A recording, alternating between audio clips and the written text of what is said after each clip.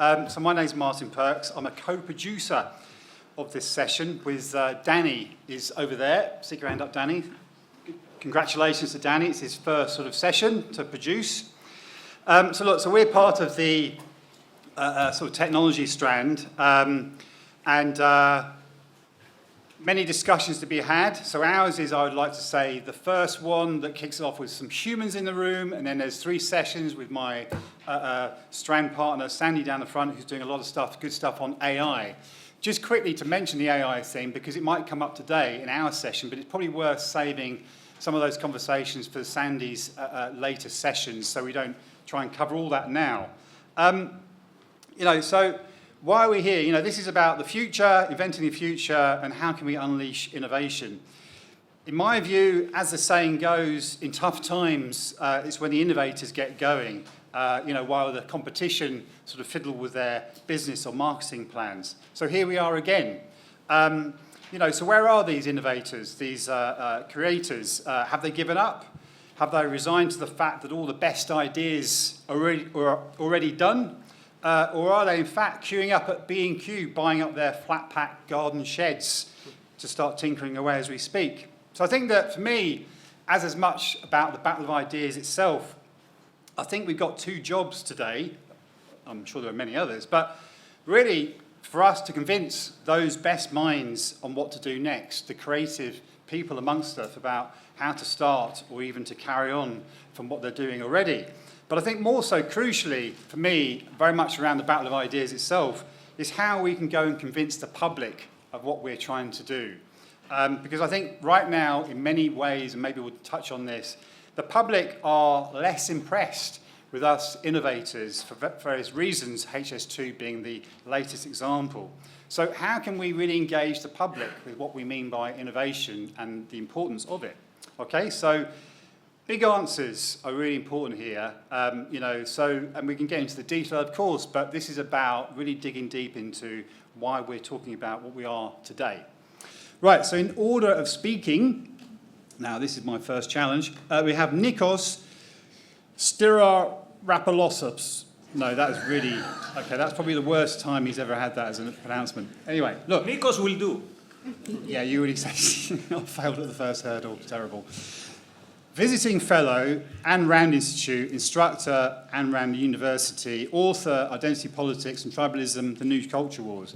Just to say, the panel are brilliant. I'm only going to give a 1-sentence bio, but you've got to go to the Battle of Ideas website to really understand who they are and what they do, because there is amazing stories behind all of them. Which equally is the next one, Steve Jordan, here, Director Hypertunnel Limited. That's all I have, although I do know there's much more behind what you do. The man literally moves Earth to do things. So I'd like you to briefly talk about what that is in a moment or two, because it's fascinating stuff. Then on my immediate right is Simon Nash, environmentalist, speaker, activist and founder, does many things. Green oil, bicycle lube. I'm a cyclist. Maybe I can get a discount. I don't know if it's good. On my left, Sally Taplin, business consultant at Business 4.0, visiting MBA lecturer at Bayes Business School. Again, lots and lots of fascinating insights, so do check out the blogs. And last but by no means least, James Woodhausen on my far left, visiting professor, forecasting innovation, London South Bank University. And just a reminder, this session is in partnership with, and something me and James authored a few years back, the Big Potatoes, the London Manifesto for Innovation. So, James has got, something to say on this, I'm sure. About me, I'm a digital business consultant. I'm currently working with a big mining company digging up Earth, so maybe we could have some chats about that later around the world. And I'm also co-author of the Big Potatoes London Manifesto. Right, so again, without further ado, I'm going to introduce Dr. Nikos. Thank you very much. So there's a reason why for 99.9% of human history there was little to no innovation. And this is because innovation has some conditions, has some prerequisites.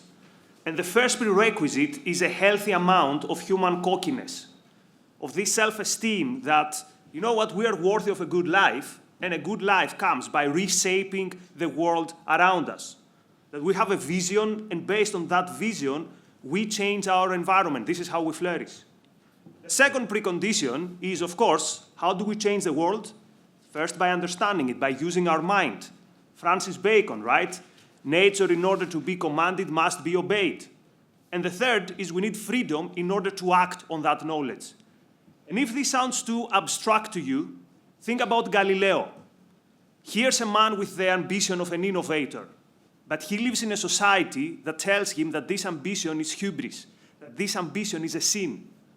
Here's a man who believes in the role of the mind, but his inquisitors don't. Remember that scene where he points to the telescopes and he tells them, look, these planets prove my point is correct. But the inquisitors don't want to think. One of them tells him, well, the point is not where you can see these planets. The point is, could these planets be there? And the other inquisitor says, no, these are not planets. These are like, I have a problem, dots in my eyes.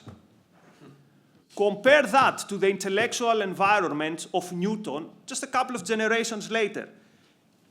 Equal ambitiousness, equal brilliant mind, but now he's free to follow his line of inquiry. And he puts his brilliant mind into innovation, and it's not a coincidence, this is the time that the Industrial Revolution is kick-started. So there was a brief time in history where all these three conditions were quite popular. We had the biggest miracles in our history in that brief period, and the momentum of this period still gets us going. But the question is, for how long? So to judge and to estimate what is the state of innovation today, we need to judge what is the state of these three conditions today. And I'll focus on only one. How do we view this human ambitiousness, this what I call human cockiness? This idea that the world out there is ours to shape, unfortunately, was never so unpopular. But this time, not by religion. This time, it's unpopular due to secular ideologies. An example would be, for example, environmentalism. Environmentalism tells you that the ideal is not human flourishing, the idea is not reshaping the earth based on your image, the idea is having as little impact on the earth as possible. And this is why innovation these days is not what it could be. But let me leave you with this. There are still innovative giants among us. It only took 2 days to some brilliant minds from the time they received the genetic codes of COVID to come up with a vaccine that turned the worst pandemic of our century to something similar to the common cold. So the future could be brilliant. These brilliant minds are still out there, but we also have a role to play in this brilliant future. And our role is to create an intellectual environment where at least these people can be left alone to work. And then we will be there to reap the benefits. So it is actually an act of justice to defend the innovators. So next time you see a brilliant innovator, a producer, being dragged to a committee by bureaucrats, as we see sometimes happening with the European Union, or in the US, they brought, remember, Mark Zuckerberg in the Senate. No matter whether you like Zuckerberg or not. Next time you see something like that, get angry. Because here is someone who has given us so much, someone who has created, someone who is like, who his mind operates in the way a human mind could operate, dragged to a modern-day inquisition by people who have produced nothing. So take it personal, get angry, because every attack on the innovators is an attack to the life that we could have. Thank you.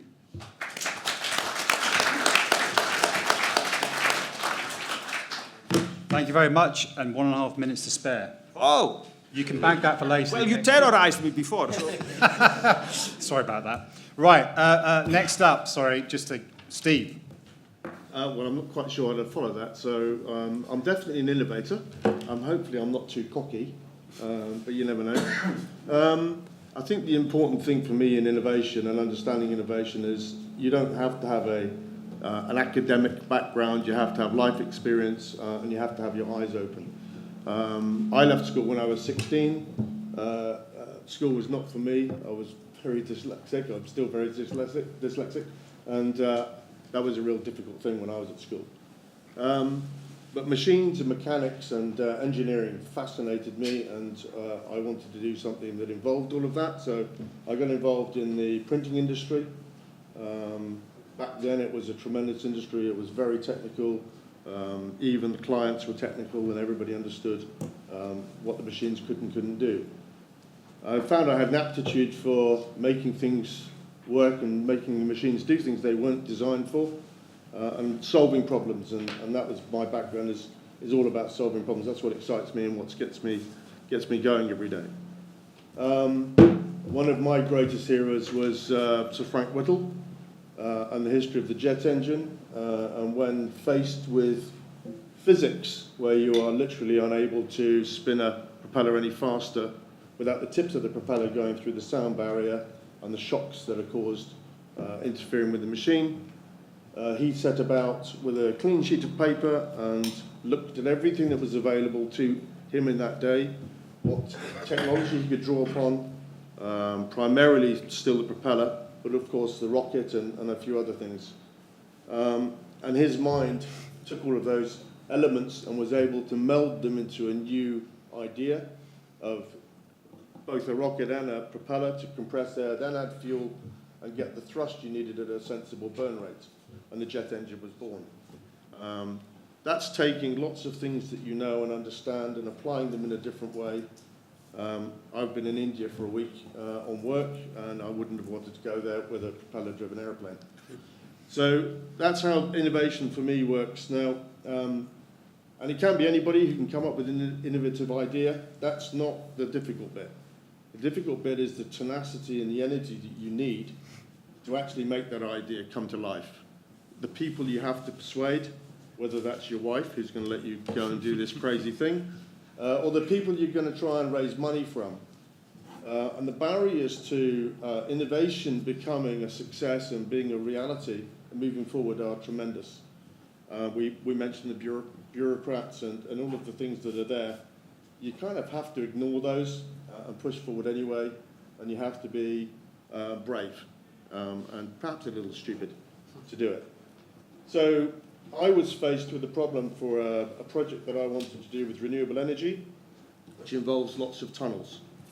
And when I looked to the tunnelling community to support me in this endeavour, I got the usual, some sniggers and some people dismissing me, of course, and all of that sort of stuff. And I looked to the industry to try and understand why I couldn't get tunnels much cheaper and much faster. And like Frank Whittle, we've got to the point where our tunnelling equipment today is no longer limited by the materials we make it from or the power we can give it. It's limited by the geology and the process ahead of it. You can't go any faster than we're capable of now because the geology ahead of you is destroyed and you now can't build a structure in it. So we've hit that moment in underground construction that was the same as for the propeller. We have to think about it differently. And I just did the research in possibly a slightly different way to Sir Frank Whittle because I had the internet. And I was able to look at all things to do with construction, demolition, above ground, below ground, wherever it might be. And from that, my brain formulated a solution that actually switched us from a giant machine or a giant process in a single place to thousands of micro machines throughout the structure or the project we're working on. We're now working with some amazing people, Rio Tinto. I've just come back from India where we're about to appoint our first technology distributors because we don't do the work, we build the technology that does it. And we're working with people all across the globe, from the big construction companies to some of the bigger banks now are starting to take an interest. So that's how Hypertunnel was born. And the spin-offs from that look to be extremely beneficial. We can build much faster, much more economically, much safer, and at much lower cost, and with a much lower impact on the environment. So the benefits tick all the right boxes. So that's me. Fantastic. Thank you very much.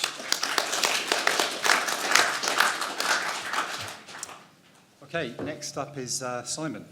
Hi, I'm Simon Nash from Green Oil. I invented a lubricant. My company makes the world's greenest range of bicycle maintenance fluids. And the subject here is innovation. I essentially came out with the idea. I was riding through a river, felt bad about my oily lubricant going into the water. looked for an alternative and there's nothing there, and often the competitors' products had this dangerous for the environment logo on the back. And in my last year of university, created my own lubricant formula. And it's eco-friendly, so I think actually a lot of us environmentalists are in fact creating the innovation.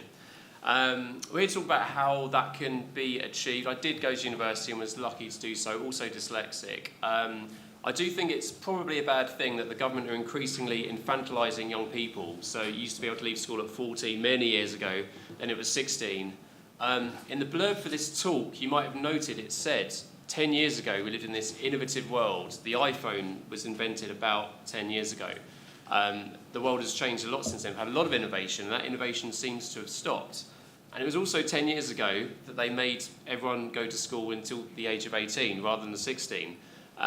So I think that might have an impact. And Rishi Sunak now wants people to do maths until 18. That is probably the worst thing for innovation possible. I'd also say in education as well, I think in the DT labs where you make things from wood, actually I think they should encourage people to make things with power tools rather than these old-fashioned bandsaws where you have to get the teachers to do it. I made products for my company, display racks and things like that, prototypes, and actually the ability to have my father's power tools at hand when I was growing up was really essential to that innovative way of thinking. There's a lady called Temple Grandin, an autistic and dyslexic inventor, and she points out the way education is set up is not for innovation.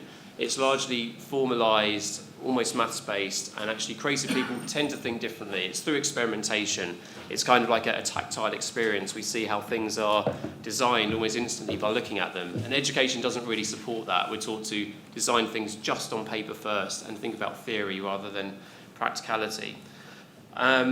So I think creative subjects should of course be encouraged as well.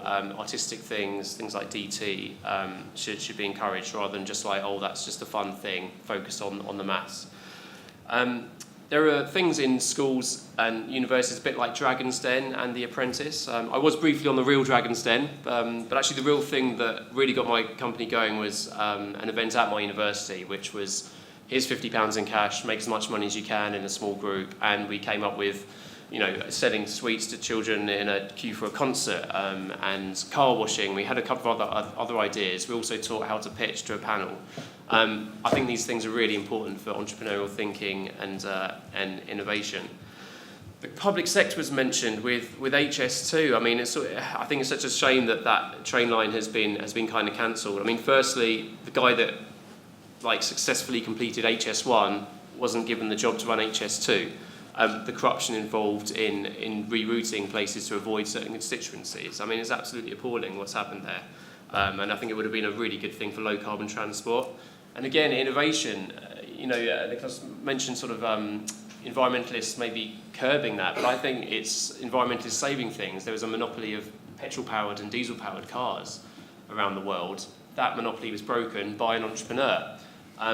It was state intervention. California actually had this zero emissions law. General Motors were forced to manufacture a zero emissions car. I think it was called the EV1, and essentially it was a successful electric car.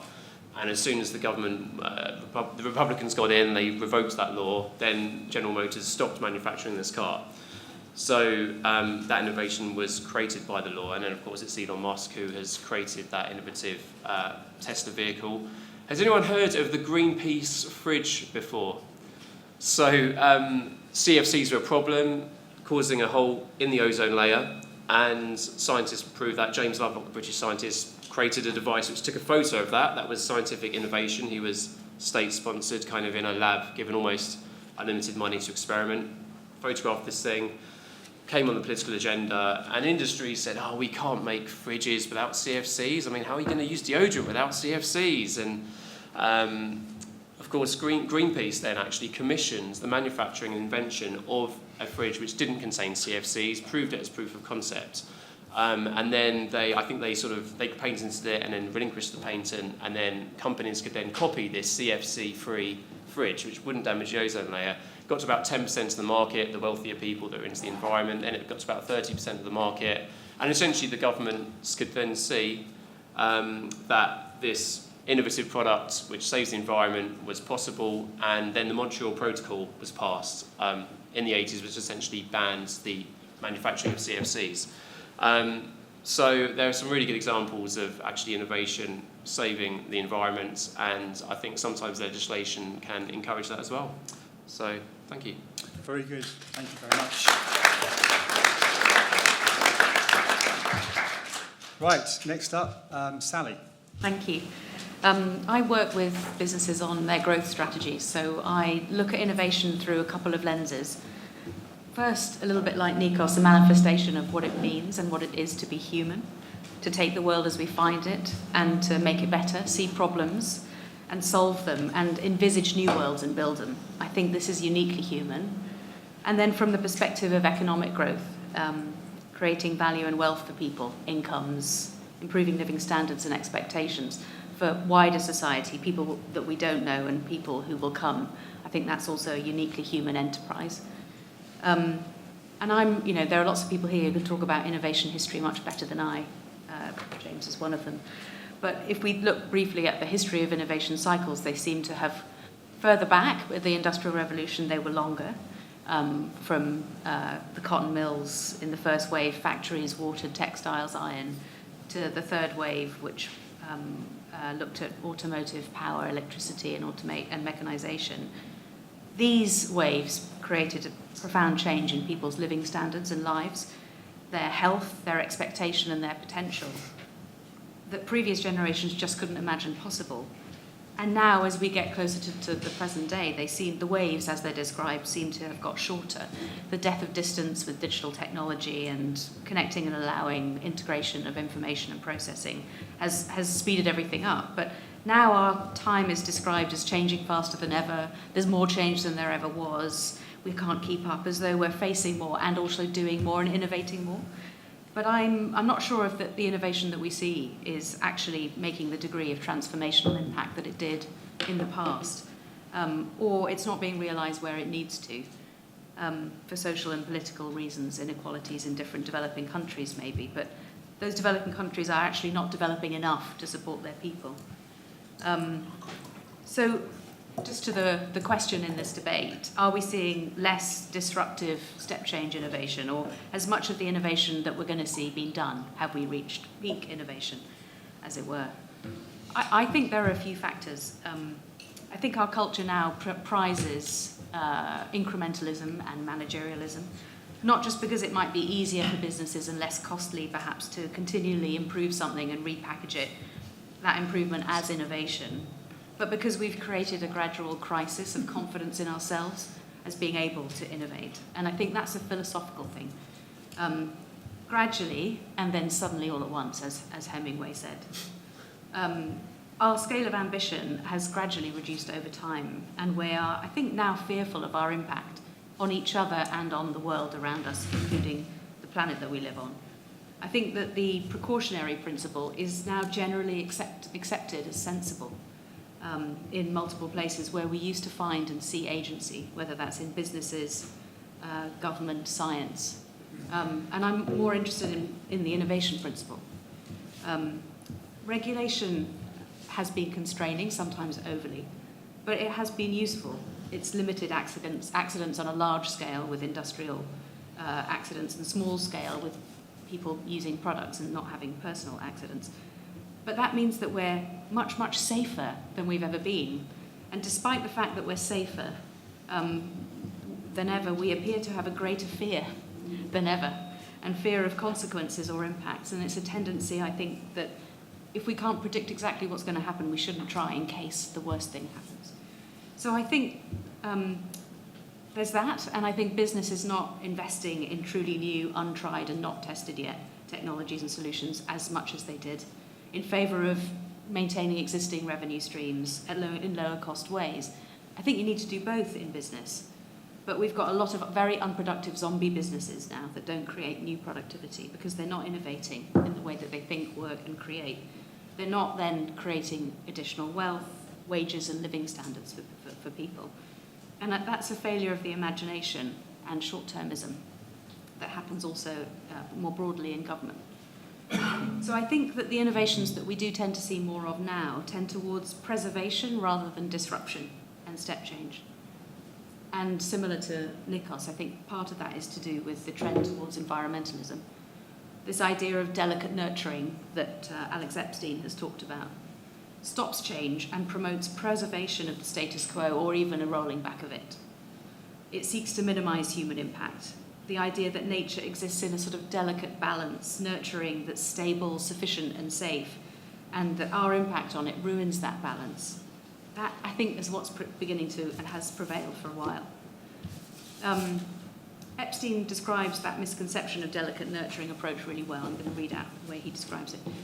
The Earth is not a naturally nurturing, delicate balance, but rather a naturally dynamic, deficient, and dangerous place that we must massively impact if we are to survive and flourish. So I think that the idea that it is in delicate balance and our impact on it is bad is scaling back our sense of what we're capable of. And that actually human impact is bad, not good. We wouldn't have had golden rice if people didn't persevere to create that innovation and make it available in the Philippines and other parts of the world. It saves 2 to 3 million lives a year. It prevents children, 500,000 children a year from going blind. But it took 20 years due to the fear that people had of our impact on nature. We won't have good modern nuclear energy that's cheap, abundant and efficient and clean if we don't accept that it is a positive thing. And those people who, I think environmentalists who believe in a climate crisis and believe that the world's going to end sometime soon need to embrace that as a potential and innovate. And it's taking far too long for that to happen. So if we're going to make leaps forward in innovation, to solve new problems, then we need to recapture our belief in ourselves and each other to develop. Okay, thank you very much. Okay, last up, James. Well, I don't see a lot of innovation today. I see people describe tech when they mean IT. And that's a very narrow definition of tech and a very narrow definition of innovation. But if we stick with it for a moment, am I alone in finding these machines more and more difficult to use?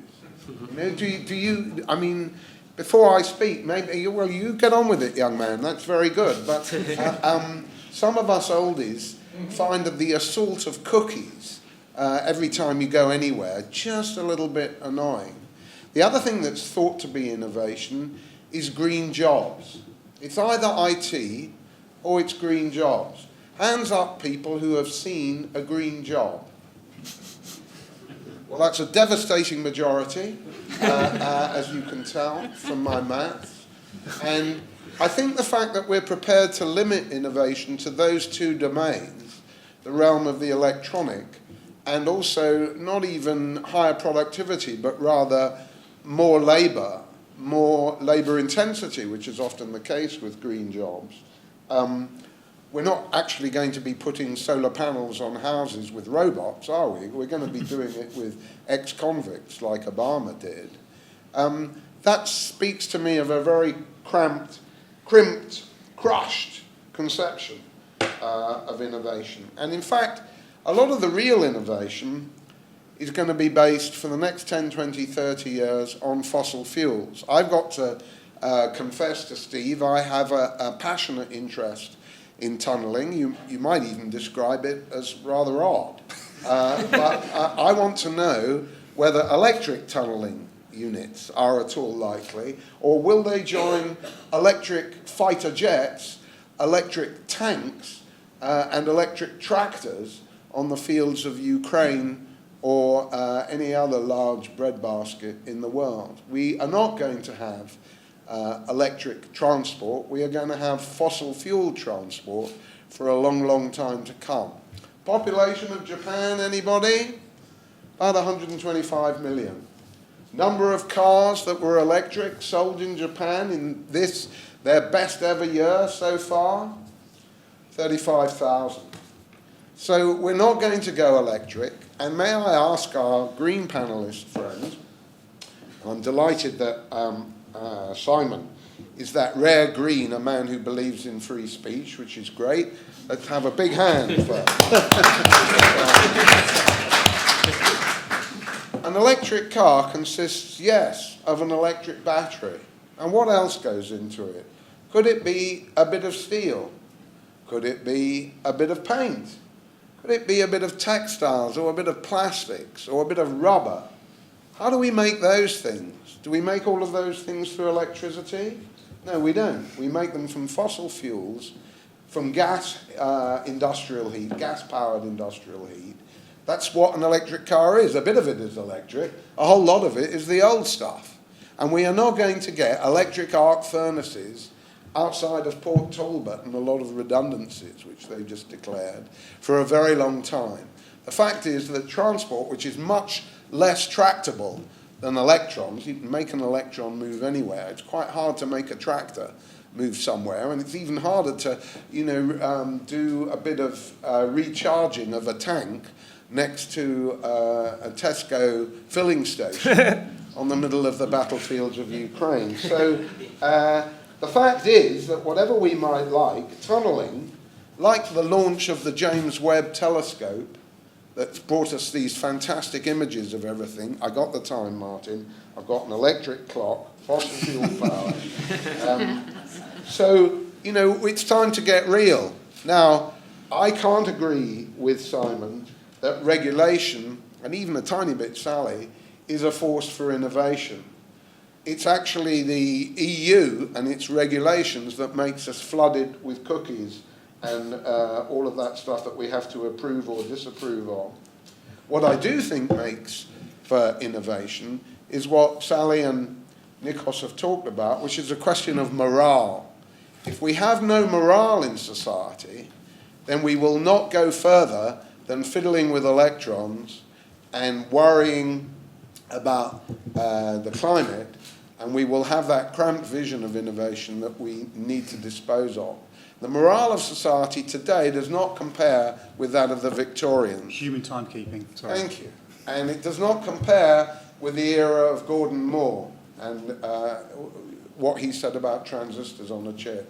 We don't have that optimism. We can't get it back just by declaring it. But it's the human factor, ladies and gentlemen, not a piece of paper containing a regulation that will get us out of this mess, that will get us small modular reactors, will get fusion power, and will get better and safer transport. It's down to us. Fantastic.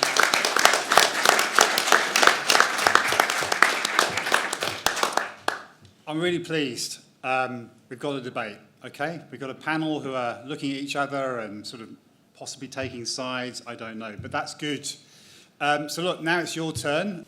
Do you want one-line questions or do you want context? Well, everyone try and keep it brief. You might have more time for... I'm a full-time innovation professional working in the utility sector. I've seen a lot of companies working with the likes of Ofgem and Ofwat to try to bring innovation into that field. That's been, in some cases, very successful, but also it can be abused. And one of the ways that was got around was introducing the concept of business as usual. So if your innovation gets that far, there is funding available. Question I'd ask the panel really is, what is the function of innovation? Is it best the function of incentives? So is it best to incentivize innovation, or is it best to allow market forces to prevail and get out the way of people to allow them to innovate and keep the fruits of their labour? So wasps invented paper millions of years before we did. And this idea of biomimesis keeps cropping up, and the reason I remembered it was like many mouths, such as a field of rabbits, eat the crop quicker than one big cow or such like. So that's like the tunneling idea is almost biomimetic. Another way in which biology humbles us is that our cells are, to a certain degree, our destiny. And our destiny is to die. And one of the ways in which potentially we overcome that is through transhumanism. So that's obviously one big area of biological innovation which is, you know, on the cards and is very much in the sort of ballpark of the WEF, etc. And so I'd like, you know, sort of your views on those things, please. Our traditional understanding of innovation is that it improves things. But when we think of green technology like cars and heat pumps, they don't really, that doesn't improve upon what already exists. In fact, it's worse than what already exists, in my opinion. So therefore, should we just give up on green, trying to invent things that are green? Hi, thanks. I just wanted to ask if you think universities are driving students or engineering students who should be innovating, who want to make things. Are they driving students in the right direction for innovation and for, you know, a better level of morale, or are they actually contributing to the suppression of new ideas? Hi, Richard Wolf. Can I ask the panel what is their definition and difference between research and innovation? Are they the same thing? And is it the magic hand of the market that differentiates between research and innovation?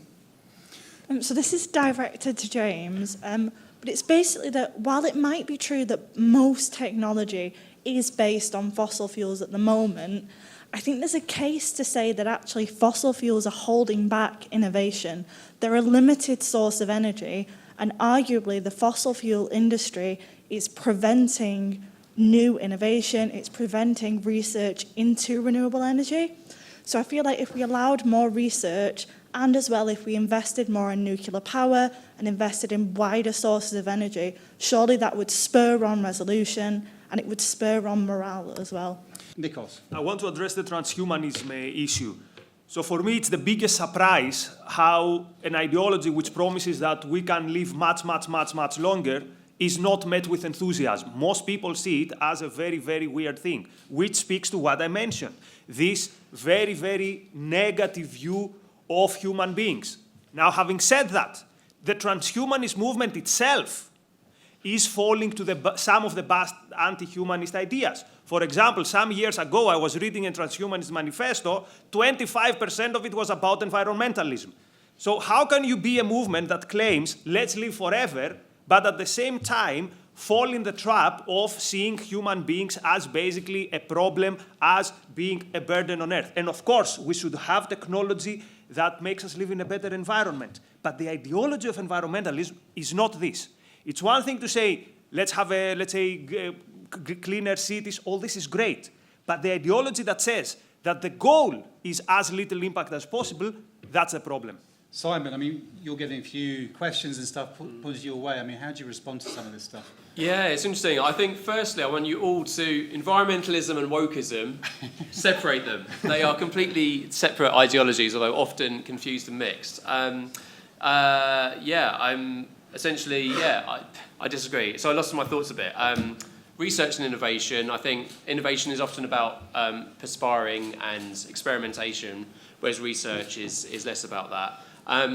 Back to wokeism and environmentalism at universities, I think the kind of cancel culture idea, people going to universities and having their talks cancelled, for example, that isn't good for innovation. I think that goes into the unconscious mind that stepping outside the box is somehow wrong and forbidden.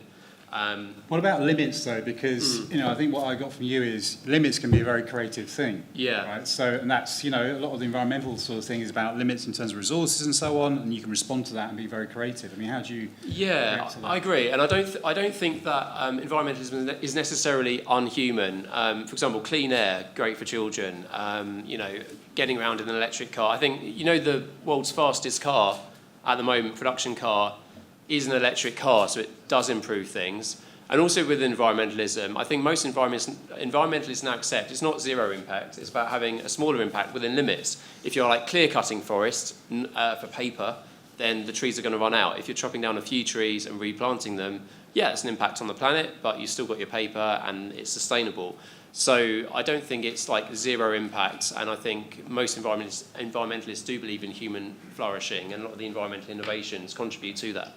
Steve, how do you also come back, but equally about the sort of the role of education and stuff in terms of what you started out talking absolutely. about? I'd get myself in a lot of trouble if I'm not careful. I've got being recorded. I've got quite a different opinion about universities.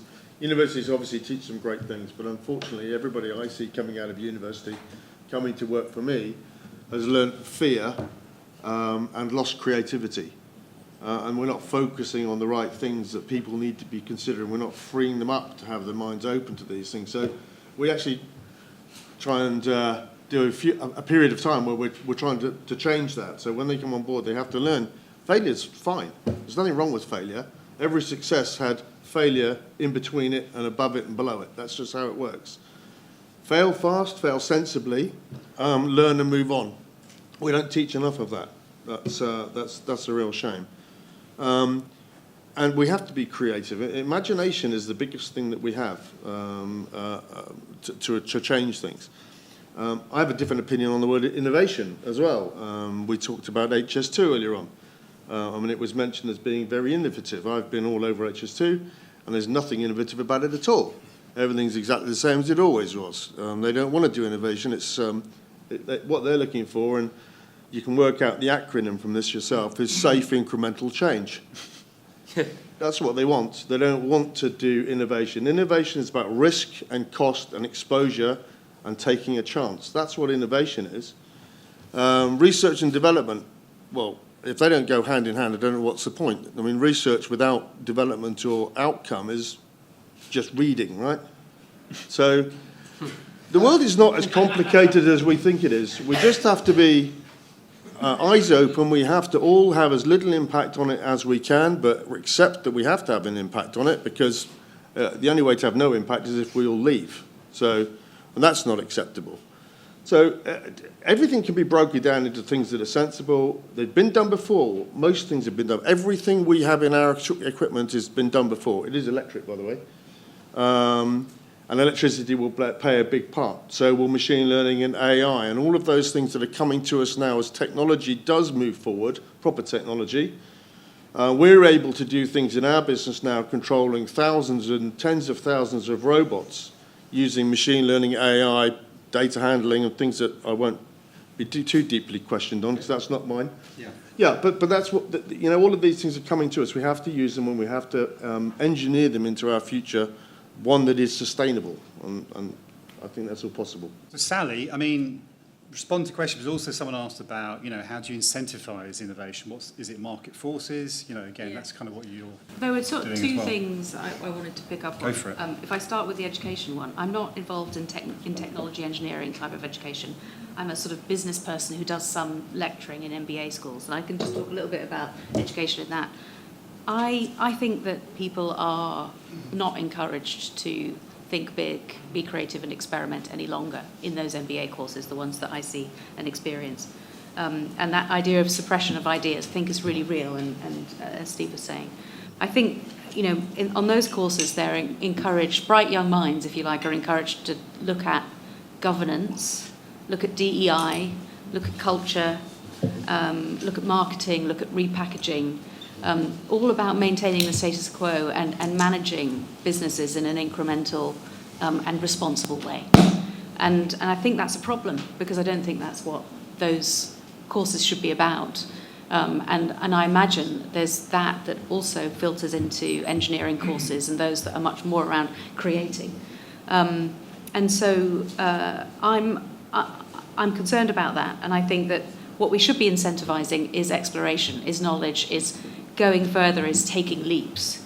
And so we shouldn't be moving the university sector in that direction. We should be challenging people, not coddling them, challenging ideas, not conforming ideas. And I think the other thing I wanted to mention was this point around innovation being, or coming up with ideas being really difficult now. I think it is for a lot of people, for younger people in education and beyond. And you were talking, I think, Steve, about it all being about what you do. Like, the idea is one thing, but it's actually the hard stuff is making it happen. Yeah. And I think that's right. I mean, there's a 1% inspiration, 99% perspiration is the phrase. Absolutely. But actually now you have to really believe in your idea, because you're going to be shut down from all sorts of sides. And so you need to have more conviction, and we need to have more conviction in these ideas and these creative leaps that we make. And then on the perspiration side, I think the regulation piece does hold us back and make it even more difficult than it would otherwise have been. So just to make a comment on regulation there from James, I'm not pro-regulation. my context around that was, we're so regulated, and we seem to be even more fearful, even though we're safer than ever. And so I think there's a paradox there, and it speaks to the problem that we have philosophically about who we are and what we're capable of. So James, obviously you come back to points raised, but equally the question I'd have to you is, you asked the question about having a sort of a sense of optimism or moral sort of purpose, I guess. Couldn't you argue that the Greens, to my right, have a sense of moral purpose and a kind of engagement about, what innovation is for and why it's needed? I mean, how do you respond to that, and more generally to what has been said so far? Well, it's funny you should mention that, Martin. I've just been writing about what the man in the white T-shirt there was talking about a bit. It's called biophilia. It's got nothing to do with necrophilia, pedophilia. Let's move on. Let's move on. But what it broadly is the love of life, not human life, so much as vegetable and plant life. And the doctrine is that the way to transform offices, insofar as we have offices anymore, which is so last century, but if you did have offices, what you need is a cactus plant in that office, because that is going to raise morale, which we're all in favour of. It's going to raise productivity. It's the way forward. And therefore, I think if you are fixated on the vegetable and animal kingdom, their preservation, as Sally says, rather than the ingenuity and the path-breaking capabilities of human beings, which is what Nikos is focusing on, then it will follow that your education, your outlook on life, and everything else, the morale that you're trying to boost with these cactuses is going to be pretty pinched, because you do not have the confidence, the cockiness, as Nikos describes it, that we need. Now, there is a difference between research on the one hand and innovation on the other, and one of the readings for this session goes into what's called the valley of death between the laboratory and your market rewards in the marketplace.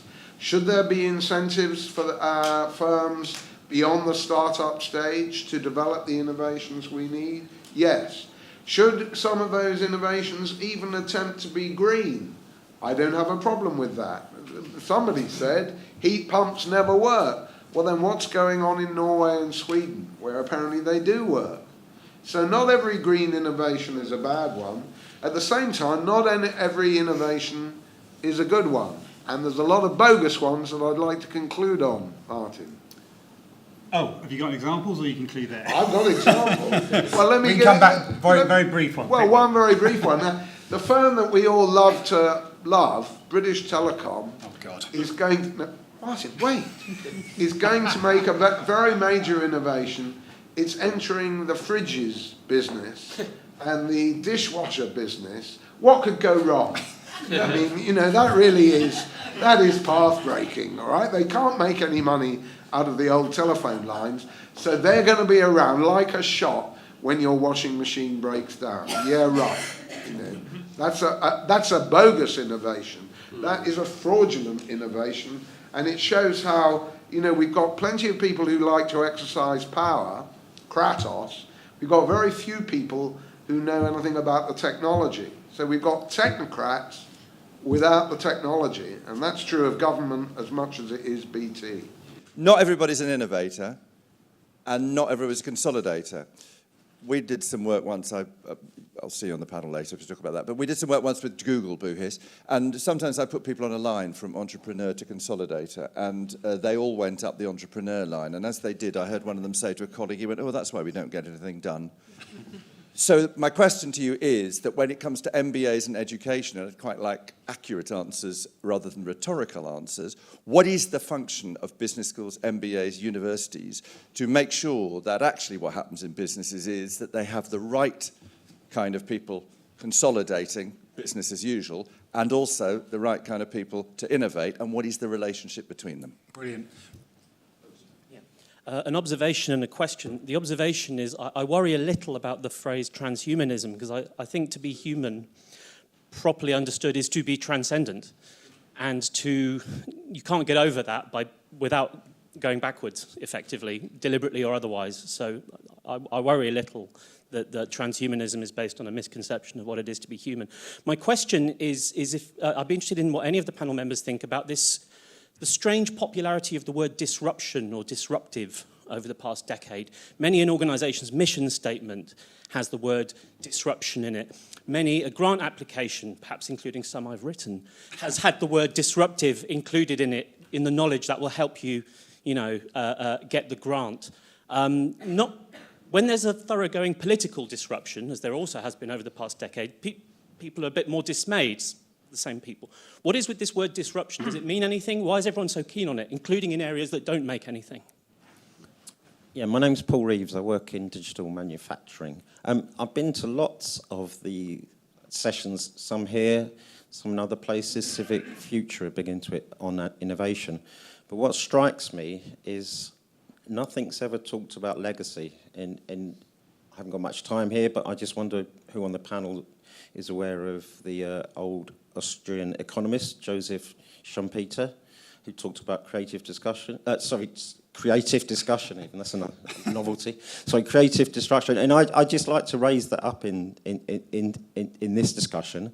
And as I say, I work in digital manufacturing, and there's still great innovation, still great possibilities, great promise. But I'm beginning to come to the conclusion: the issue is not on the IT side; it's on changing not just zombie companies, but zombie infrastructures, zombie industries, and that obviously leads to an appetite for destruction, basically renewing the new. I mean, and Nikos mentioned about, the Earth is seen as fragile, we shouldn't touch it, but, we should be touching a lot of the old infrastructure that's around as well.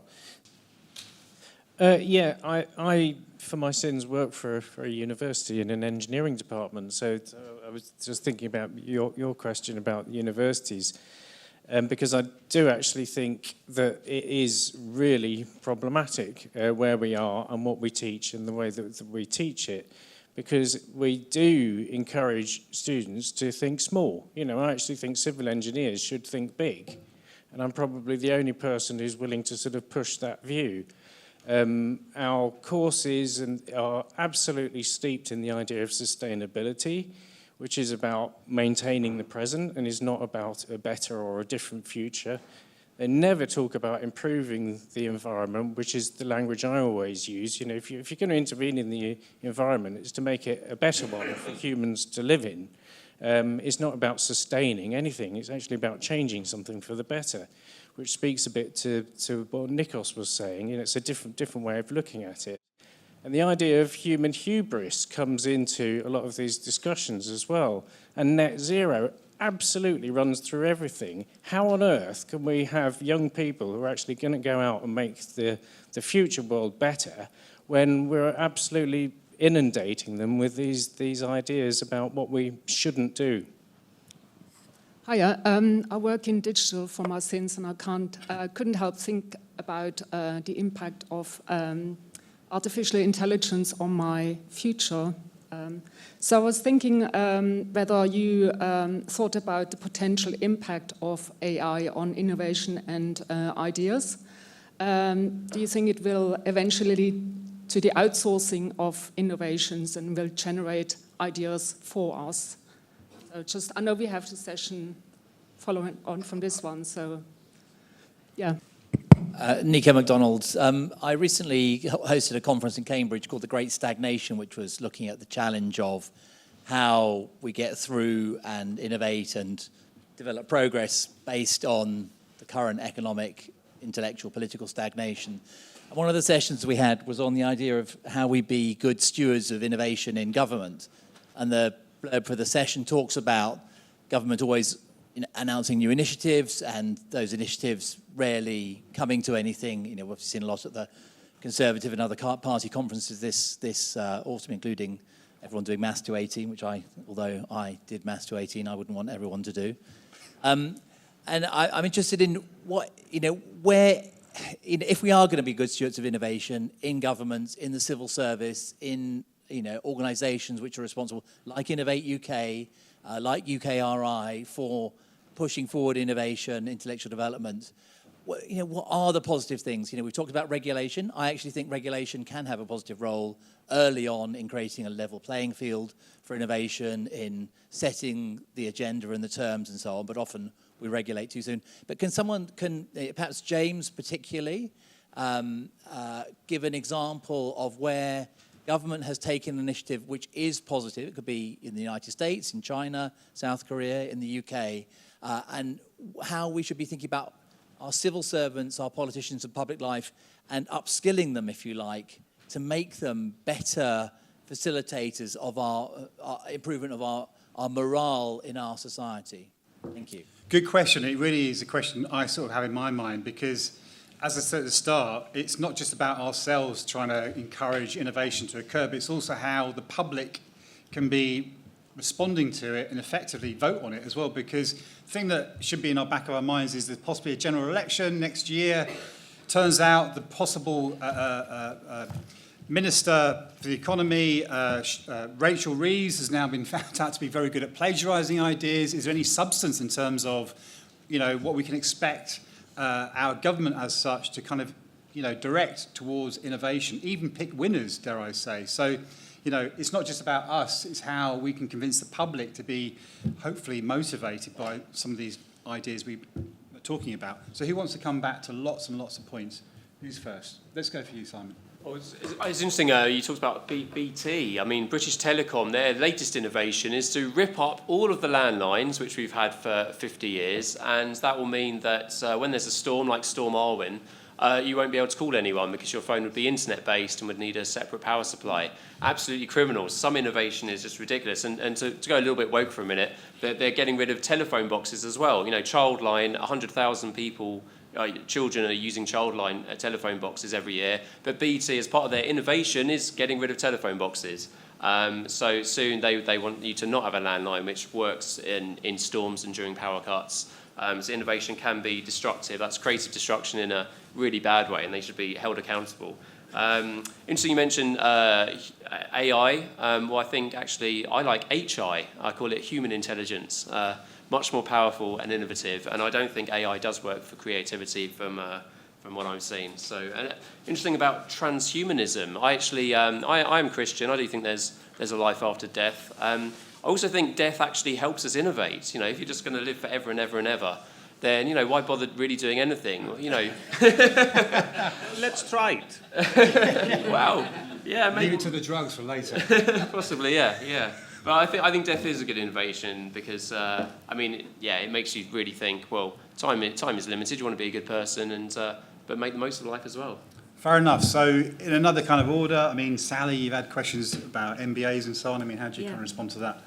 I think MBA education, there is a thing around people learning how to manage stuff, which is what they are often, inculcated in. And you do need consolidators in businesses, obviously.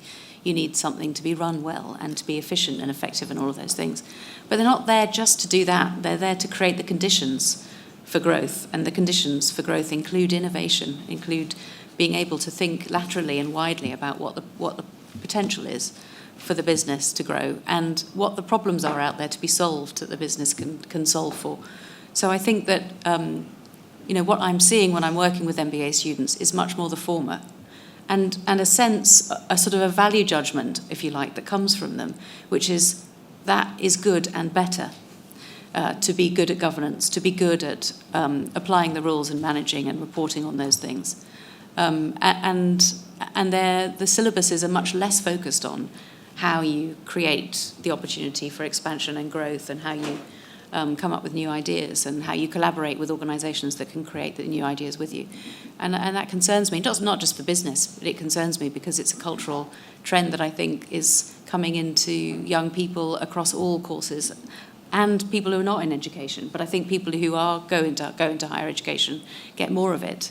And I think it will change the complexion of our society in the next 10, 20 years, even more so than now. Okay. Steve, you got possibly a question down the front and say that we're not all innovators. How do we kind of go about the process of, of self-selecting who does what? Is that... I don't know how you make an innovator. I think they probably are born to a large degree, and it's not just about your ability to do maths or understand an algorithm or any of those things. It's about your ability to be resilient and stay with what it is you're trying to achieve. And we talked about a little bit, I mean, heat pumps were mentioned earlier on. Heat pumps are a very clever piece of engineering, and in lots of circumstances they work very well.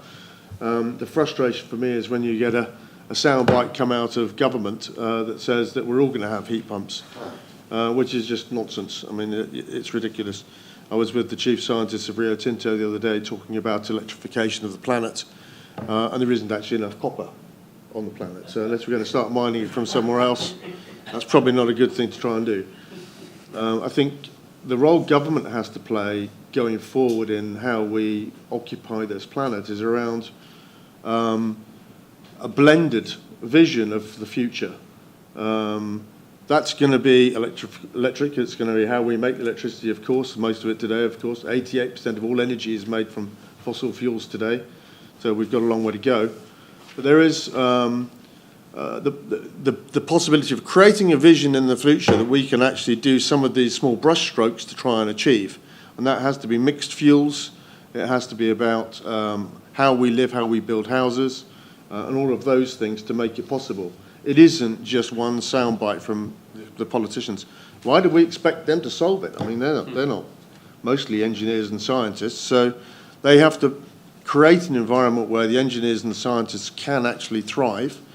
Innovate UK, and we've got some money from Innovate UK. What a frustrating process that is, trying to deal with them, where you've got a panel of 5 people who judge you, 4 of you think it's amazing, and 1 doesn't get it. And that's the end of that, and it can be many, many hours of time consumed. And we're told, well, you need to get really good at applying for money. How about we're just really good at engineering? So it's frustrating, and I think it's going to change, but it won't be because of government. It will be because of the innovators who are coming through. I am optimistic, by the way. You have to be optimistic to be an innovator, and there's lots to be optimistic about. But, I mean, James, how do you respond to that? And also, you know, what is the role, if you like, of government, the state? You know, it's a bit of an anachronism, but, you know, should they be picking winners, or even should there be a debate about what to do next? How do you respond to that and anything else people have? Well, they pick lawyers, I'll tell you that much. You know, they pick regulations, and I think Tony Blair introduced 5 laws a day throughout his period of office. But I've got to say I'm rather sceptical about government intervention, not because I'm a free marketeer, but you'll be able to read this.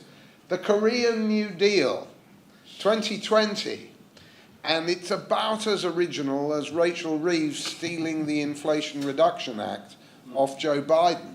Everybody's got a New Deal, or a New Green Deal, or a Green New Deal, or something like that. And generally, there's nothing new in there. There's nothing new in there. And Korea's gone nowhere, and it has been one of the better examples of the state intervention that can work. Why did it work in the past?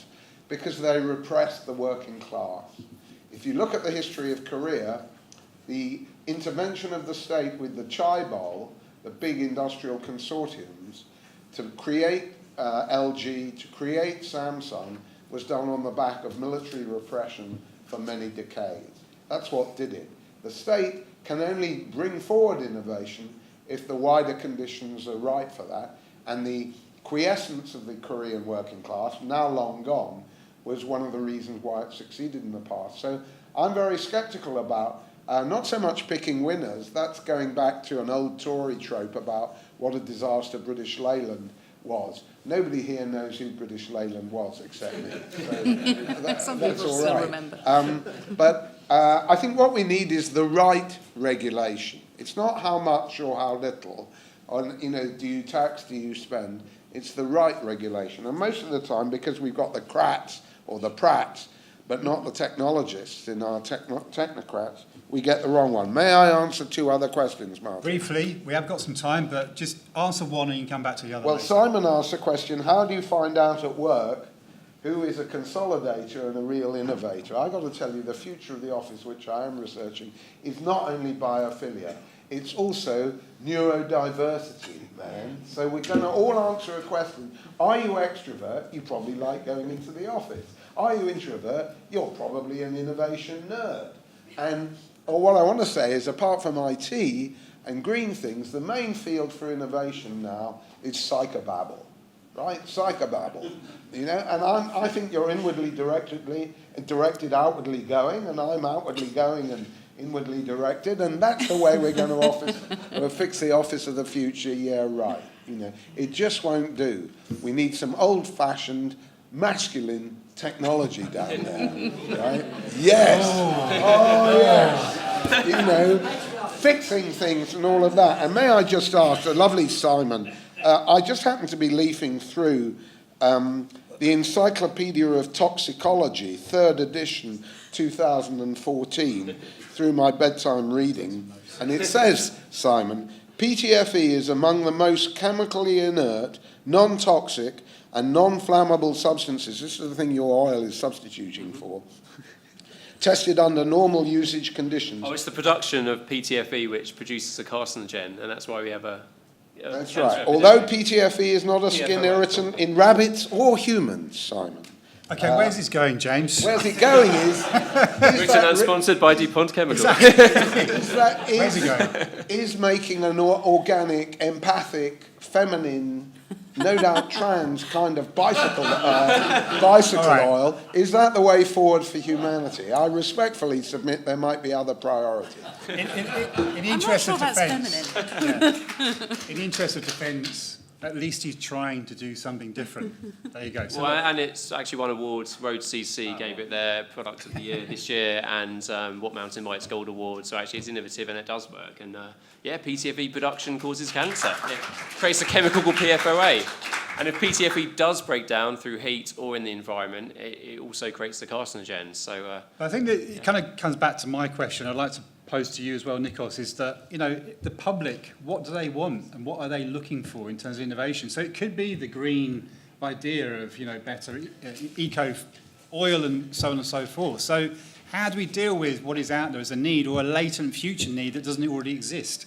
So, you know, Nikos, it's not only the public. So let me answer the question, the point that Sandy, you mentioned disruption. There was a very brief window of time where people were fascinated with innovators. Of course, we didn't call them with the real name, like capitalists, because this would trigger 99.9% of the population. So we called them, quote, entrepreneurs or disruptors, like Steve Jobs' time when entrepreneurship was hip. The problem is this did not last. And it did not last partly because the creators themselves did not understand the morality of what they're doing. And if you want an example, do you remember this horrendous advertisement by Apple last September, where the whole Apple team is on the table and they bring Mother Earth to basically apologize to Mother Earth for Apple's existence? What a horrible exhibition of low self-esteem. You've literally revolutionized the world and you're trying to appease the people who want to destroy you. So, of course, the public will not be excited with innovation when the innovators themselves basically say, please excuse us for existing and please allow us to do a bit of work here and there. Is there a sort of proportion of innovation which is comprised of people, let's say men, tinkering in sheds, as balanced with, you know, innovation that's going on more formally in companies? Because, Simon, I liked your point about, you know, in schools, pupils being able to experiment, get their hands on the power tools and build things. But the reality is that in schools and universities, my husband's experience at university was being shown around a lab full of machinery and then told as an adult they couldn't go in and use it unless there was one technician present, ever. I mean, you know, so that I think has an effect on the, you know, general thinking about this. It's not something within our gift to go and tinker and experiment. And that is also linked to the precautionary principle, which is linked through to environmentalism. It's very much part of that thinking. So that's really a challenge back to you. It's a good thing to have, encourage early on that attitude towards experimentation and tinkering. But the green thing very much then trips it up. Yeah, I liked Nikos' point a lot, but my recollection was that there was a certain kind of, if I can say, a bullshittical quality to a lot of rhetoric about innovation, and I can remember reading all those Charles Handy books and everything, and and Tom Peters, and they always say, if it's not broke, break it anyway, and they made a kind of a cult of Heraclitus, everything is change, and there was kind of specious innovation, which was largely organizational and mostly disruptive in the sense of stopping things from working. And I think that I suppose innovation must be a good thing because all these idiots are trying to pass themselves off as innovators. But I think we need to be more distinctive about what really is innovation and what is eye-catching consultancy speak, which doesn't do much. And whereas the application of new technologies, I do get it does seem a strong theme in the last 30 years that the prospect of social disruption created by applying new technologies is an actual disincentive to a lot of people. And you see this time and again in planning decisions and all kinds of regulatory things, is that at the back of it there's a genuine fear that new technologies will force us to reorder the way we act as a society, and that's too great a price, and that's a great barrier to innovation. Hello. I just have a feeling that greener oils or recycled components in telephones, or even digging a little bit faster through the ground, these are all nice to have innovations, but one of the central questions of the blurb that I wrote is that it feels like we're just progressing so much slower than when we look back in time. I feel like the last great innovation was the invention of the smartphone, and since then, are we aiming at anything? Is there a visionary person? I mean, you could talk about Elon Musk inventing popularizing the electric car. But that's just moving forward in a different way. It's still four wheels going down the road. Is it really a great innovation that's changing our lives in a significant way? Some people would argue making it worse, of course. It comes back to the point about where is the next general purpose technology which is going to transform the world. So, yeah. Exactly. Is it a question of a vision of the future? There's no great visionary leader pushing us forward. Is it a case that we've sort of peak innovation reached the cusp of what's possible in physics? I will add, I don't think that AI is the answer to this. You got him. I want to be up there next time. We've talked a lot about sustainability and innovation. I just like the panel's view on the statement, nothing is sustainable unless it's affordable by the poor. And I don't mean the poor necessarily in this country, I mean the poor in India and China and the big areas of population growth. Okay, did you want to ask a question? Oh, yeah, thank you. Dr. Sotirakopoulos mentioned Mark Zuckerberg being questioned in Congress, but the question is open to anyone in the panel. Social media, one of the great inventions of the 21st century. Like a lot of inventions, it has positive and negative implications for people. So my question is, do we have a responsibility to protect people from technology? And if so, who does that lie with? Good question. Does the panel acknowledge that innovation in drone technology has been instigated by warfare? I don't think a lot of the panel haven't really spoken about China. China's the biggest polluter on the planet. I think about 30% of all the world's pollution is from China. So I suppose the question is, in terms of innovation, we can do a lot of environmental innovation in the UK. But really, China's the big question mark, and followed by China, I think it's the US that's the next biggest pollutant. So I suppose, should we focus innovation on space? Should we have a massive Hoover in space that sucks out all the emissions that China's polluting with? Is that something we can do to reduce things? And I suppose China will probably continue polluting until we stop buying smartphones and technology and things like that. So I suppose we're contributing to that. Steve? Yeah. One of the words I've heard there is what's disruptive, what's disruptive. I've got a fairly simple view on that. So in our industry, we're trying to take an old way of doing something and revolutionise that into something that's much faster, much quicker and much safer and much lower impact. And we will use the word disruptive in some of the language we use with whether it's a bank or an investor or it's... I've just been in India talking to the people who look after the railways there and a lot of the other work that's done on utilities, and believe me, they need a lot of utilities.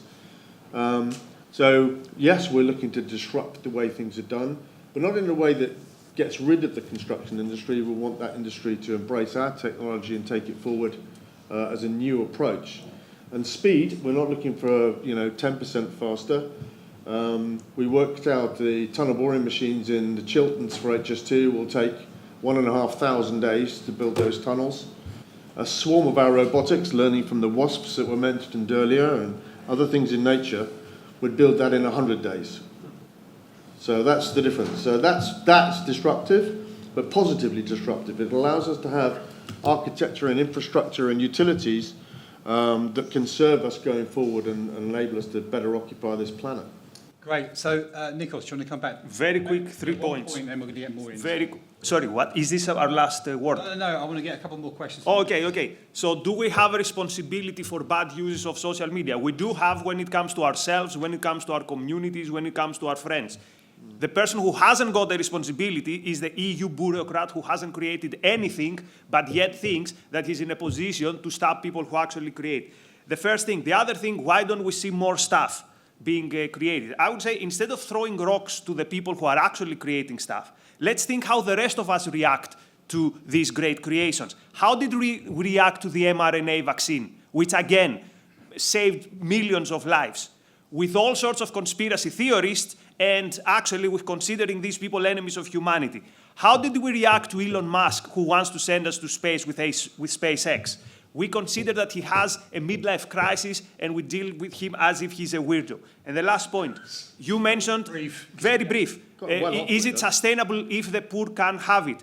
More than 6 billion people today have a smartphone, not a mobile phone, a smartphone. This is how much innovation is democratized today.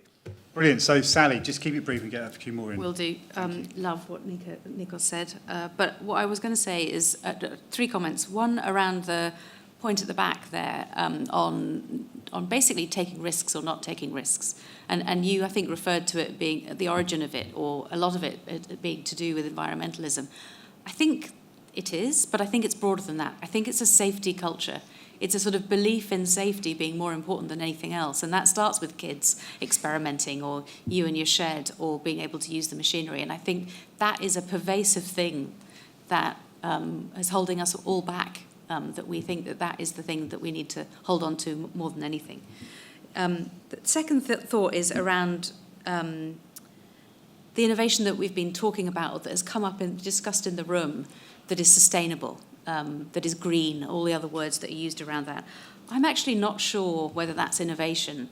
I think it might just be substitution for something that we already do and have, whether it's an oil or whether it's a smartphone case. It's not an innovation, I don't think, and I'm not an innovation expert from a technical perspective, but I don't think it's an innovation to create something that substitutes something that we already have and use. It's just an alternative. And so I think we should think bigger around what innovation is. It's something that creates something new and groundbreaking that really pushes us all forward. And so there's a challenge there. And let's leave it there. All right, get all right. more time to come back. So, yeah. James, if you can just answer one point, if you got it, because I want to get a couple more questions into the audience. Can I do one? Yeah, absolutely. You're last in the queue. Well, it's not an answer. It's just Paul Reeves there mentioned Schumpeter.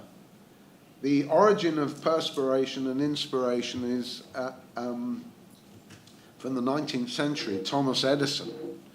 And I agree, we need more inspiration now. We also do need perspiration and tenacity and so on.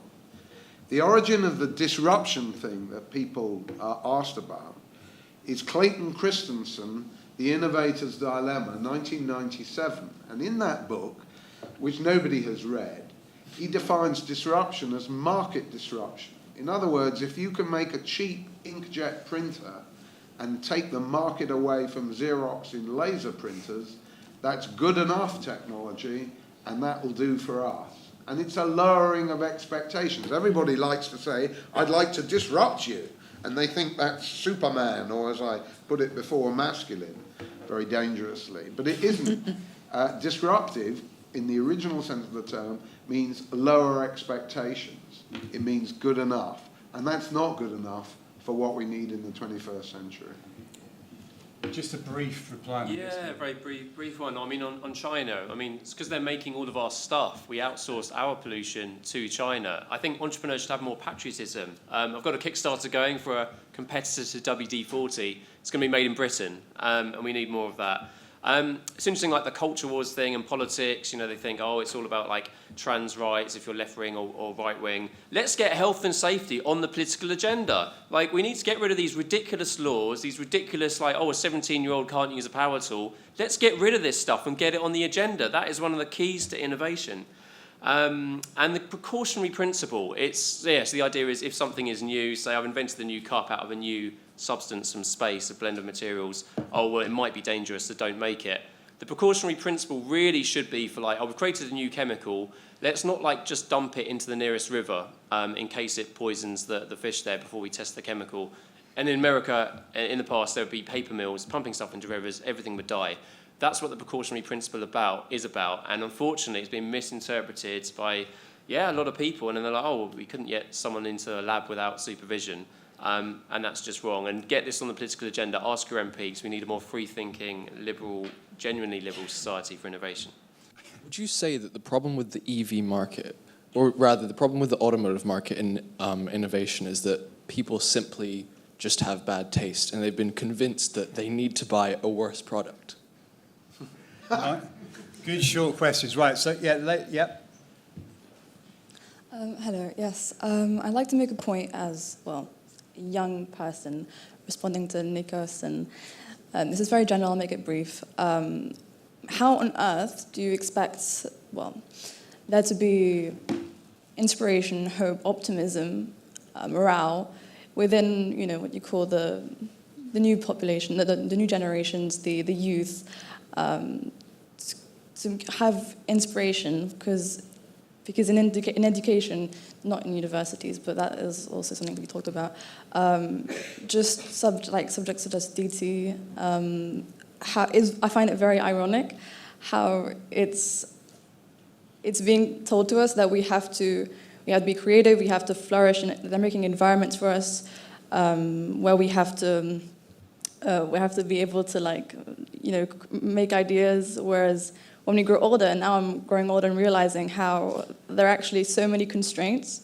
such as environmentalism and all these topics that are thought to be, quite taboo for us. When it's limiting us, and it's not allowing us to sort of transgress the boundaries that we could be making otherwise.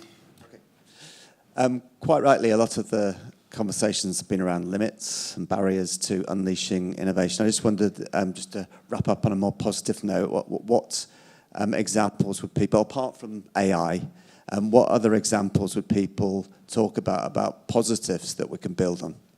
Thank you very much. How can we differentiate a real innovator from a convincing con artist? Oh, we love it. Right, here we go. James. How can you tell an imposter doing perverse innovation? The answer is they use the verb unleash or unlock. Right? I'm afraid even no, I'm serious. I'm afraid even the blurb for this panel has got unleash. I mean, have you ever unleashed innovation? Does it bark? Or what? That's 30 seconds, Martin. You're too kind. Very good. We'll give a round of applause at the end, by the way. Right, Sally. No, do it now. No. You can if you want. Right, Sally.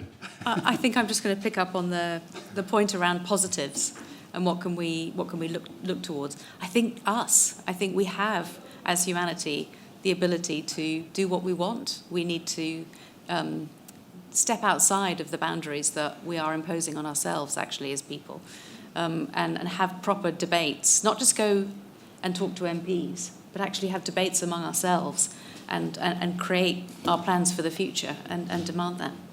Brilliant. Right, Simon. I think to answer the young lady there, I mean, count your blessings. I think my mother's somewhere in the audience. My grandmother, didn't have heating as a child. Feel the clothing on your skin. We have heating. We have cars. We are really blessed. And I'd say count your blessings. Secondly, with innovation and breaking the molds, stepping outside the box. I mean, really, we live in this kind of cancel culture thing. But really, what's the worst that's going to happen? No one's going to punch you in the face. No one's going to murder you. We're living the best society to take risks, actually. Very good. Right, Steve. Cool. There's so many things going on. I think the main thing for me is optimism. Everybody has to be optimistic and they have to be passionate about what they're doing and change their own circumstances. And also don't be afraid of AI.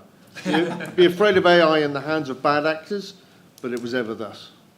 Very good. Right, last up, Nikos. To our friend over there, how to be optimistic. The way we've always dealt with all the challenges before. Think about slavery. Frederick Douglass being optimistic, saying, I can do it. I can change history. Think about Galileo. I can change history. Oppenheimer, the film I watched so recently, someone saying, I have this huge challenge. I'll put my mind to it, and if I'm let free, I will solve it. So we've done this in the past. The recipe is always the same. Trust the mind, and most importantly, let it free to operate, and things are going to be fine. Brilliant. Look, I hope you enjoyed it. I certainly did. So that's a big round of applause for our speakers. Thank you.